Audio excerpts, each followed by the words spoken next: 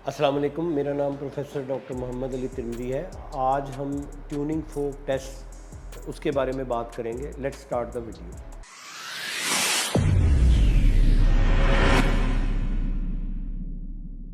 Tuning fork test बहुत important है from the examination point of view, क्योंकि almost every one of you has to perform at least one of these test during your examination. तो इसमें performance भी अहम है और परफॉर्मेंस के बाद डिस्क्रिप्शन, रिज़ल्ट और इन्फ्रेंस ये भी बहुत अहम है। तो पहले हम थोड़ा सा ट्यूनिंग फोक डिस्कस करने से पहले हम देखेंगे कि इसकी बेसिक्स थोड़ा देखेंगे। तो उसमें आप सबसे पहले साउंड क्या है? Sound is energy comprising of compressional wave, यानी each wave of compression is followed by a rarefaction. ये वो डेफिनेशन है जो आपने एफएससी में पढ़ी थी और इसमें आपको किसी को भी कोई डाउट नहीं है। अब साउंड की दो चीज़ें होती हैं, एक उसकी इंटेंसिटी है और एक उसकी फ्रीक्वेंसी है। इंटेंसिटी का मतलब ये है कि साउंड ऊंची कितनी है। Intensity is the measure of power in terms of dyne per centimetre square. लेकिन अगर हम ये वाली लें जो है स्केल, तो इसमें जो मिनिमल ऑडिबल साउंड है उसमें और मैक्सिमल ऑडिबल साउंड में एक के पीछे 12 सिफर का डिफरेंस है। तो फिर वो मेजर करना मुमकिन नहीं रहेगा। उसके बजाय फिर हम लॉगरिथमिक स्केल यूज़ करते हैं। लॉगरिथमिक स्केल आपको पता है कि वो अगर एक है तो वो एक है, दो का मतलब 10, तीन का मतलब 100, 10 टाइम्स बढ़ता जाता है। तो यानी मिनिमल ऑडिबल साउंड जो है वो अगर एक है तो मैक्सिमल ऑडिबल साउंड जो है वो 12 है। इनको हम कहते हैं बेल E1 बेल। अब वो बड़ी टर्म हो जाती है, उसको फिर हम आगे 10 हिस्सों में डिवाइड कर देते हैं, तो हम डेसिबल कहते हैं। तो हमारा जो कान है उसकी मिनिमल ऑडिबल साउंड 0 डेसिबल है और maximum Audible sound is 120 decibel. ये अब डेसिबल का जिक्र आपके सामने बार बार आएगा। दूसरी हम साउंड को जो मेजर करते हैं उसमें एक फ्रीक्वेंसी है। फ्रीक्वेंसी का मतलब ये है कि number of waves passing at a particular point in 1 second. मतलब एक सेकंड में एक वेव एक क्रेस्ट से दूसरे क्रेस्ट को कहते हैं या एक ट्रफ से दूसरे ट्रफ को कहते हैं। तो इसका मतलब ये है कि वेव्स एक पर्टिकुलर पॉइंट पर कितनी वेव एक सेकंड में गुजर जाती है। अगर वेवी पैटर्न जो है वो इस तरह है, यानी वेवी पैटर्न शॉर्ट वेव्स हैं तो ज़्यादा वेव गुजर जाएंगी, और अगर वेव बड़ी है यूं करके तो फिर थोड़ी वेव गुजरेंगी। अब जितनी वेव जो है वो ज़्यादा होंगी, जितनी फ्रीक्वेंसी ज़्यादा होगी, साउंड उतनी ही बारीक होगी, पतली होगी, जैसे फेमिनिन वॉइस है। और जितनी साउंड की वेव जो है वो बड़ी होगी तो फ्रीक्वेंसी जो है वो लो होगी, थोड़ी वेव पास करेंगी, और साउंड भारी होगी यानी बैस होगी, जैसे मैस्कुलिन वॉइस है। तो ये आपको अंडरस्टैंड आपने कर लिया। अब हम आते हैं कि साउंड ट्रैवल कैसे करते हैं नॉर्मली, फिजियोलॉजी ऑफ साउंड कैसे ट्रैवल करती है। इसमें मैं आपको ये वाली डायग्राम दिखाऊंगा। इसमें आप देखें sound is travelling in air. तो सबसे पहले वो जिस पोर्शन के पास पहुंचती है, the portion which gets the sound first is your pinna पे पहुंचेगी, वहाँ साउंड में कोई चेंज नहीं हुई। Then the sound travels in the external artery canal, उसमें कोई चेंज नहीं आई। उसके बाद sound reaches at the tympanic membrane. अब when the sound reaches at the tympanic membrane which comprises of compressional wave, each wave of compression is followed by rarefaction. इसका मतलब ये है कि हर कंप्रेशन पे साउंड जब आएगी, हर कंप्रेशन पे tympanic membrane will move in और हर रेरिफैक्शन पे tympanic membrane will move out. इसका मतलब ये है कि there will be a to and fro movement of the tympanic membrane with sound. अब आप अगर गौर से देखें तो टिम्पैनिक मेम्ब्रेन के अंदर एक छोटी सी हड्डी अटैच है जिसको हम कहते हैं मेलियस। मेलियस के आगे अटैच है इनकस, इनकस के आगे अटैच है स्टेपिस। जब टिम्पैनिक मेम्ब्रेन की वाइब्रेशन होगी तो there will be vibration of malleus, and when there is vibration of malleus there will be vibration of incus, and with the vibration of incus the sound wave will reach at the stapes। Stapes की भी movement होगी। अब steppes जो है उसकी एक foot plate है that is fixed on the Oval window. वहाँ बोन नहीं है, वहाँ एक मेम्ब्रेन है। तो जो वाइब्रेशन टिम्पैनिक मेम्ब्रेन पे पहुँची थी वो स्टेपीज पे पहुँचेंगी। तो स्टेपीज की फुट प्लेट की वाइब्रेशन शुरू हो जाएगी। जब स्टेपीज की फुट प्लेट की वाइब्रेशन होगी तो साउंड जो है वो जो टिम्पैनिक मेम्ब्रेन पे आई थी वो बड़े एरिया से छोटे एरिया पे पहुंच गई। बड़े एरिया से ज़्यादा वेव छोटे एरिया पे कन्वर्ज होगी। उससे क्या होगा, there will be a rise in intensity. वो राइज इन इंटेंसिटी जो है वो उससे क्या होगा कि जब साउंड इधर पहुंचेगी फुट प्लेट ऑफ स्टेपीज पे तो वहाँ इंटेंसिटी इंक्रीज़ हो जाएगी। एक और फैक्टर होता है कि handle of malleus is longer than long process of incus. Because of that there is a lever effect added. ये दोनों फैक्टर कंट्रीब्यूट करते हैं जिससे साउंड जो टिम्पैनिक मेम्ब्रेन पर पहुंची थी that rises in intensity when it reaches the foot plate of stapes. इसको कैलकुलेट किया गया है, it has been calculated and it has been determined to be 22 decibel. That means the sound which reached at the tympanic membrane of with the intensity of 40 decibel will be 62 decibel when it reaches the foot plate of stapes. Do you understand that? This function of the middle ear by which the intensity is increased by 22 decibel is known as impedance matching function of the middle ear. Impedance matching function of the middle ear. Why? Impedance matching function of the middle ear. Why this name? I will discuss it later. Now, when the sound has reached the foot plate of stapes, then the foot plate movement of the foot plates of stapes will cause movement of the membrane on the oval window, and there the vibration will be conducted to the inner ear. Now the inner ear comprises of two parts, an anterior part cochlea with adjacent part of the vestibule and a posterior part comprising of semicircular canal and the adjacent part of the vestibule. The anterior part is concerned with hearing, the posterior part is concerned with balance. At the moment we are discussing the hearing, so we will consider the anterior part only. The cochlea is comprising of 2.5 terms. If we simplify it, we can straighten it out so that we can understand what is going inside. If we straighten it out, then we find that this has got two canals separated by a septum. Two canals, one above the other. The upper canal is termed as scala vestibuli and the lower canal is termed as scala tympani.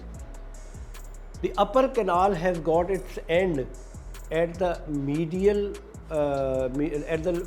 wall of the middle ear, which is closed off by oval window, and this end has got foot plate of stapes attached.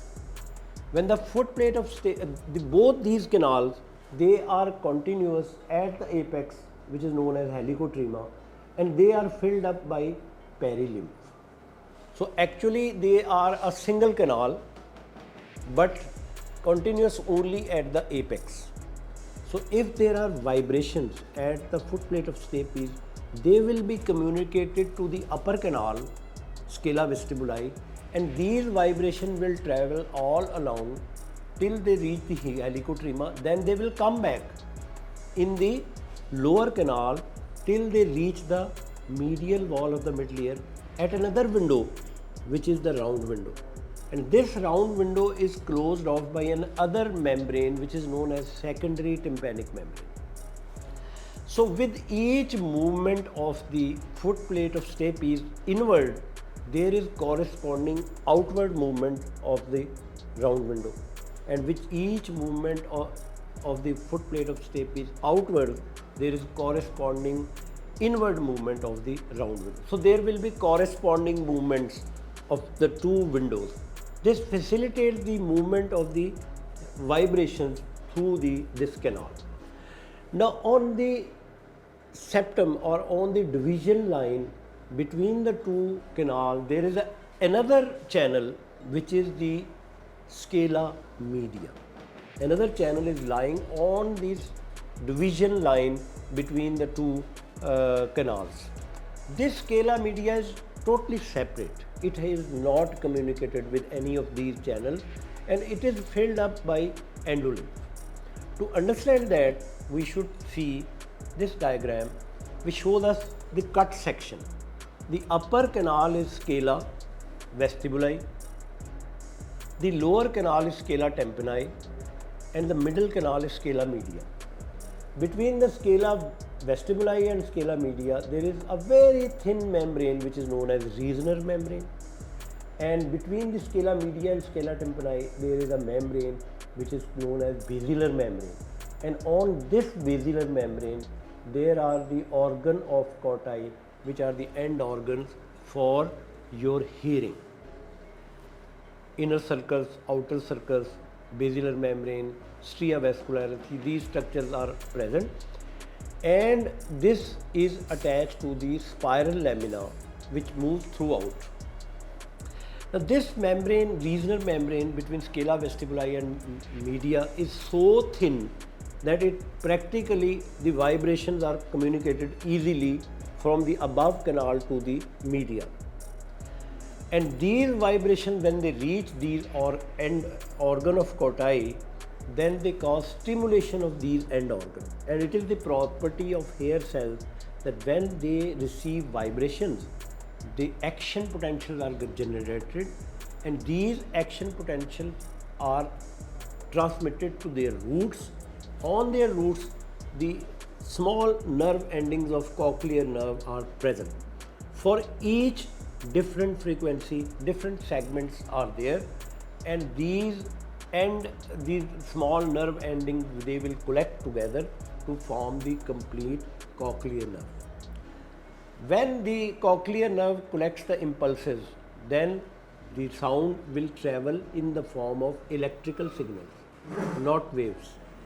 When the sound is traveling in as the electrical signal, it will move from the cochlear nerve into the cochlear nerve nucleus in the brainstem.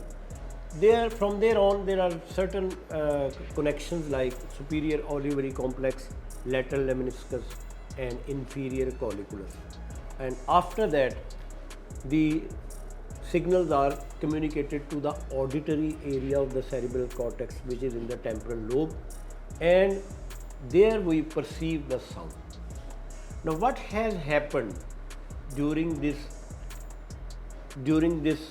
journey of sound from the surrounding area, from the environment to the auditory area of the cerebral cortex? In pinna and external auditory canal, there is only conduction. Nothing change, no change has happened. In middle ear, there is conduction and impedance matching, which I have already discussed. Why it is impedance matching, I will tell you. Now, what happens in the internal ear? Now the sound which was traveling in the air will change into travel in the fluid, and it is the property of sound that when it enters from a rarer medium like air into a denser medium like fluid, so it changes in intensity, it falls in intensity. And how much fall? It has been calculated to be about 22 decibels. So Allah has already compensated the loss which was going to happen in the inner ear that has been compensated in the middle ear already. So that's why this function of middle ear, by which it matches the fall going to occur in the inner ear, so this function is labeled as impedance matching function of the middle ear. What happens in the cochlear nerve and beyond? The sound travels in the form of electrical signals. Now, do you fully understand this basics of sound? Now we can go ahead. Now we can test our hearing by two methods. One is ear conduction and the other is bone conduction. How do we check the ear conduction? You know this, you are all familiar with this tuning fork. This comprises of two prongs, one stem, and it is written on the tuning fork the C, 125C, 256C. So the frequency is fixed for each tuning fork, but the intensity varies with the force you use. You strike these prongs against a rubber pad or any bony point of your body, like olecranon, like patella, like medial malleolus. So you can use any bony point. Obviously it is covered by soft tissue, so it acts like a rubber pad. When you strike this, these prongs will start vibrating, and if you hear it, they are producing compressional waves, which is sound, and this sound has got the same frequency which is written over here. This frequency will not change. So you should not hold the prongs, otherwise the vibration will stop. You should hold from the stem. Now there are two methods, there are two means by which we can test the sound produced by the tuning fork. One is this. This is your ear conduction. The sound is following the same route which we have already discussed, the normal physiological pathway of sound. That is pinna, external aortic canal, tympanic membrane, middle ear, ossicles, middle ear, inner ear, then cochlear nerve and beyond. So the same pathway it has followed. Now there is another method that you strike the tuning fork and place it on the mesh pad. Now by doing this is called your bone conduction. What happens? The vibrations are communicated through the stem to your mesh pad bone. It will call vibration of the skull. When there is vibration of the skull, all the components of skull will also be vibrating. The inner ear will also be vibrating. The fluid will also be vibrating. So sound will be generated. It is a route which is known as direct osseous route, direct bony route. So the sound will directly reach the inner ear. This is one way. The other way is that when you placed it over here, some sound waves are traveling and entering your pinna and external aortic canal. The normal air conduction route is followed. Another is that when the skull is vibrating, the ossicles are also vibrating. So some vibration will be communicated from the ossicle into the inner ear as well. But despite use of these three routes, that is direct bony route, the transossicular route and trans-external arteriomeatus route, the air conduction normally is better than bone conduction, because the main component is direct bony route. So why? Can anybody tell me why the air conduction is better than bone conduction? The answer is in the discussion we have already done. Yes, because when we have tested air conduction, the impedance matching function was maximally utilized. But when you are doing bone conduction, then that has been bypassed. So that gain of 22 decibel is not there.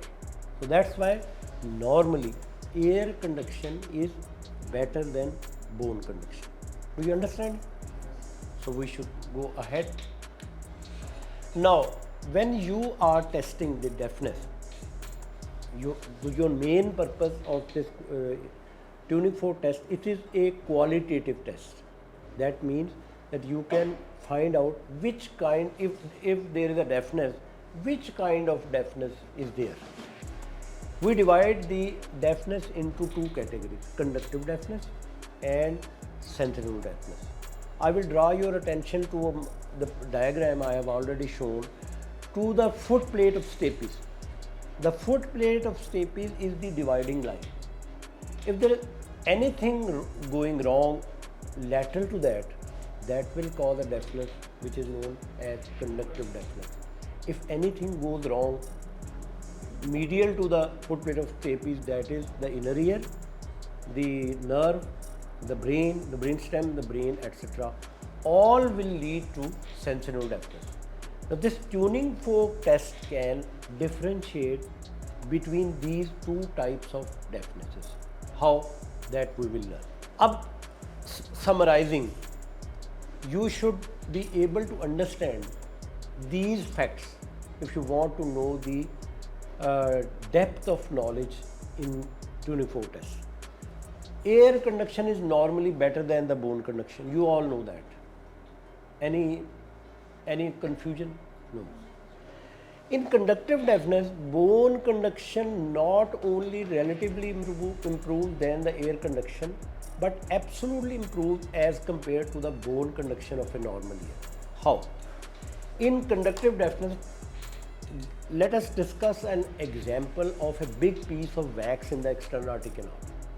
There is a big piece of wax in the external aortic canal. Now I perform the air conduction in this ear. What will happen to air conduction?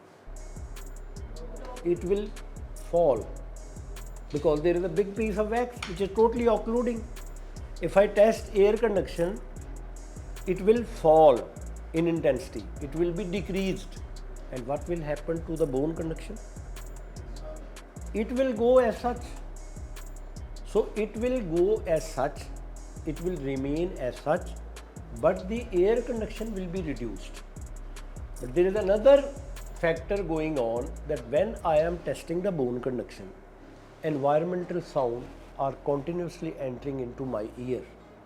And these environmental sounds are actually blocking or masking the bone conduction. When this masking effect of environmental sound is minus, then the bone conduction will be improved as compared to the bone conduction of a normal ear. While in a normal ear, these environmental sounds are masking.